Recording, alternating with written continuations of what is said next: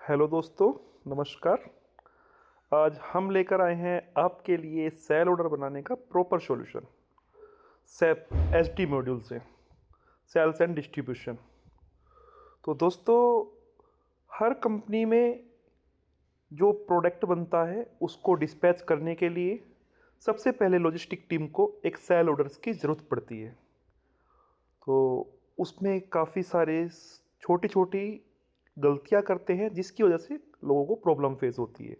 But हम इसमें आपके लिए पूरा सॉल्यूशन लेके आए हैं। इस इस पूरी वीडियो को देखने के बाद आपका हर डाउट हम पूरी तरह से क्लियर करेंगे। क्या आपकी डिमांड्स हैं, क्या ज़रूरत है और क्या आप कैसे आपको करना है, हम आपको इस वीडियो में पूरा प्रोसेस बताएंगे। ठीक है, तो अपनी वीडियो को हम स्टार्ट करते हैं। ठीक है दोस्तों, सबसे पहले सेल ऑर्डर बनाने से क्या क्लियर होना चाहिए। पहले जब हम सेल ऑर्डर बना रहे हैं तो पहले तो हमें ये पता हो कि क्या क्या चीज़ हमें बिल्कुल बेसिक नीड्स है वो हमें पता होना चाहिए। ठीक है, कस्टमर कौन है, क्या प्रोडक्ट बेचना है, कितनी क्वांटिटी है, कब डिलीवर करना है और किस तरीके से सेल हो रही है। मतलब ओई सेल है या स्पेयर सेल है या सर्विस है या एफओसी है, ये सारी चीज़ें हमें मालूम होना चाहिए। उसी हिसाब से हम सेल ऑर्डर को जनरेट करेंगे अपनी रिक्वायरमेंट के हिसाब से, क्योंकि हर सेल का कंडीशंस, प्राइस और उसकी टैक्स कंडीशंस अलग अलग होती हैं। जैसे स्पेयर की कंडीशंस अलग होंगी, ओई की कंडीशंस अलग होंगी टैक्स कंडीशंस, और सर्विस इनवॉइस की अलग होंगी, एफओसी की टैक्स कंडीशन अलग होंगी। तो अब हम अपने वीडियो को आगे स्टार्ट करते हुए थोड़ा प्रोसेस को आगे बढ़ाते हैं। सबसे पहले सैप में सेल्स ऑर्डर का बेस लॉजिक। सैप तीन चीज़ से पूरे प्रोसेस को डिसाइड करता है। सबसे पहली चीज़ नंबर जो एक पे, ऑर्डर टाइप। सेल का नेचर क्या है, स्टैंडर्ड है, रिटर्न है या फ्री ऑफ कॉस्ट है, एफओसी या सर्विस है या फिर ओई है। तो सबसे पहले हम ऑर्डर टाइप डिसाइड करेंगे। ठीक है, उसके बाद हमारा सेल्स का एरिया, उसमें हम नीचे फिर आपका ऑप्शन आएगा फिलअप करने के, सेल्स ऑर्गेनाइजेशन। आपके सेल्स ऑर्गेनाइजेशन का एक कोड होता है, उसमें आप उस यूनिट का कोड डालेंगे। ठीक है, फिर आता है आपका डिस्ट्रीब्यूशन चैनल। उसमें सेल का मोड क्या है, इससे वो डिसाइड होता है डिस्ट्रीब्यूशन चैनल से कि आपके सेल का मोड क्या है, किस टाइप का है। जैसे ऑर्डर टाइप होता है वैसे ही इसमें डिस्ट्रीब्यूशन चैनल डिफाइन होता है इसमें। नेक्स्ट आता है डिवीज़न। प्रोडक्ट की कैटेगरी कौन सी है।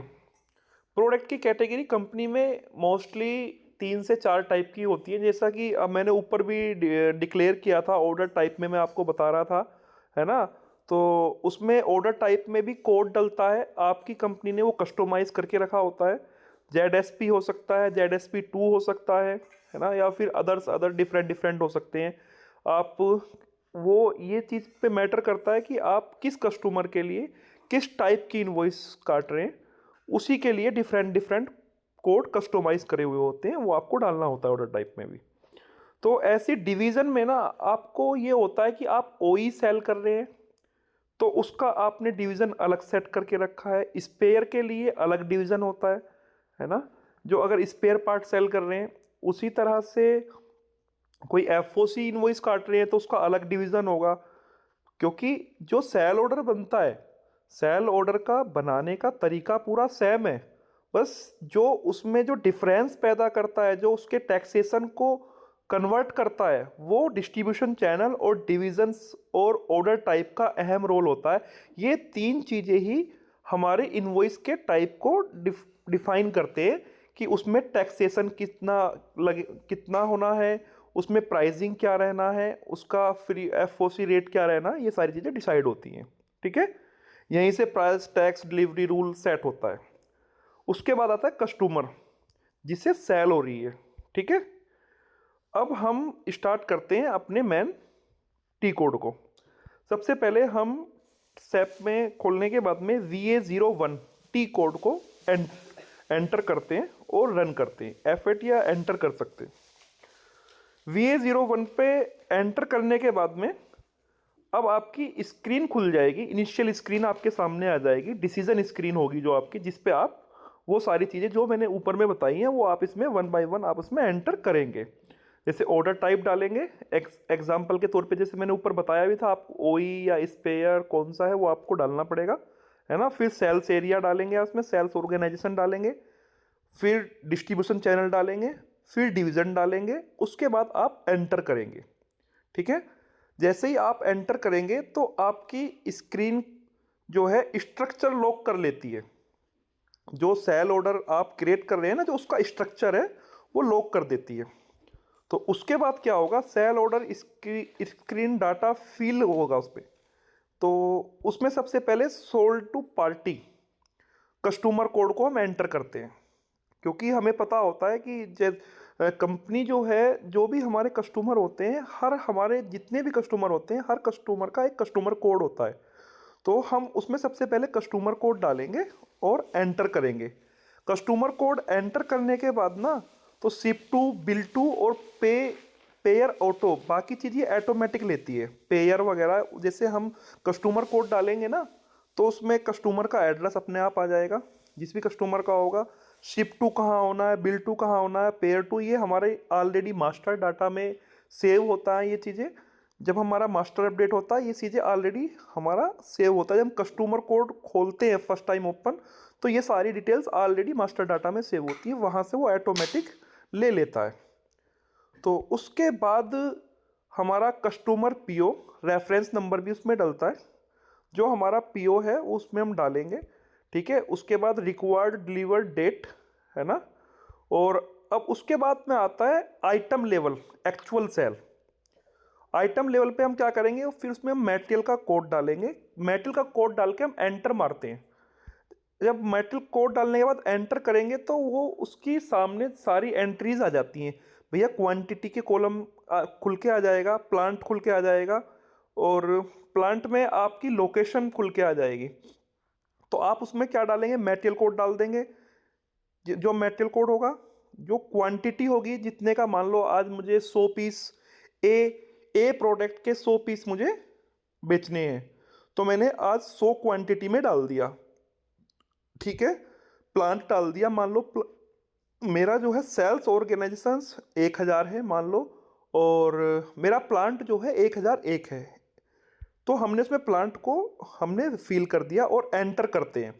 जब हम इस हमारी अब कितनी चीज़ें आ गई, हमारा कस्टमर कोड से हमारा कस्टमर का सारा डिटेल आ गया, शिप टू आ गया, पार्टी आ गई, उसके बाद में मटेरियल आ गया, क्वांटिटी आ गई, प्लांट आ गया। जब एंटर करेंगे ना, तो हमारी ना एक स्क्रीन लॉक हो जाती है और हमारे सामने एक अलग स्क्रीन आती है, नेक्स्ट स्क्रीन आती है, जिसमें एंटर करते ही price, tax, availability, delivery date, delivery schedule, ये सारे शो करते हैं। सिस्टम खुद कैलकुलेट करता है ये सारी चीज़ें। तो लेकिन इसमें चीज़ जो मेन है देखने वाली, हमें फिर सबसे पहले कंडीशन पे जाके क्लिक करना है। कंडीशन पे जाके हम प्राइस, कंडीशन पे जाएंगे तो PR00 पर प्राइस होता है, उसके नीचे टैक्स होता है। इसी तरीके से टैक्सेशन के भी कोड होते हैं, प्राइसिंग के भी कोड होते हैं, और वहाँ हम सबसे पहले उसका प्राइस चेक करेंगे। जो हमारा प्राइस पीओ है कस्टमर का, उसके अकॉर्डिंग है या नहीं, जो हमारे टैक्स कंडीशंस हैं वो सही है या नहीं। जब हमारे दोनों चीज़ें ओके हैं, प्राइस और टैक्स कंडीशन, तो हम उसको नेक्स्ट लेवल के लिए आगे हम बढ़ेंगे। अगर हमारे प्राइस में या टैक्स में कुछ डिफरेंट है, तो वहाँ हमारे पास ऑप्शन होता है, हम उसको करेक्ट कर सकते हैं। प्राइसिंग का कोड डालेंगे PRR00, तो प्राइसिंग हो जाएगी। ZSC पे करेंगे तो वो टैक्सेशन का कोड डल जाएगा। उसके बाद में जब हमारा टैक्स कंडीशन हमने चेक कर लिया, उसके बाद सिंपली फाइनल चेक के बाद में हम उसको सेव कर देंगे। ठीक है, सब ओके हो गया, सेव कर दिया, और उसके बाद में जैसे ही सेव होता है तो हमारे पास में रिजल्ट में वो सेल ऑर्डर बन के आ जाता है, जैसे कि इसमें मैंने ये आपको रिजल्ट में दिखाया है कॉपी कोड करके। तो इस तरीके से हमारा सेल ऑर्डर तैयार हो जाता है। दोस्तों, मैं उम्मीद करता हूँ इस वीडियो में आपको सेल ऑर्डर बनाने में जितनी भी प्रॉब्लम्स आती हैं उन सब का सॉल्यूशन अच्छे से मिल गया है। बट फिर भी अगर आपकी कहीं कोई क्वेरी है या आप कहीं अनकंफर्टेबल फील होते हैं या कहीं फेलियरिटी होती है, तो आप मुझे कमेंट सेक्शन में कमेंट करके बता सकते हैं। उसका 100% मैं आपको सॉल्यूशन दूंगा। और दोस्तों, मेरी वीडियो को ज़्यादा से ज़्यादा लाइक करें, कमेंट करें, सब्सक्राइब करें मेरे चैनल को, और ज़्यादा से ज़्यादा शेयर करें, और हाँ, फॉलो करना ना भूलें। नेक्स्ट वीडियो मैं बहुत जल्दी आपके लिए फिर से लेके आऊँगा एचडी मॉड्यूल्स की ही। और हम पर डे आपको कुछ नया सिखाएंगे एचडी मॉड्यूल्स के बारे में, एमएम मॉड्यूल्स के बारे में, पीपी मॉड्यूल्स के बारे में। आशा करता हूँ आपको मेरा चैनल बहुत ज़्यादा पसंद आ रहा होगा। Thank you so much.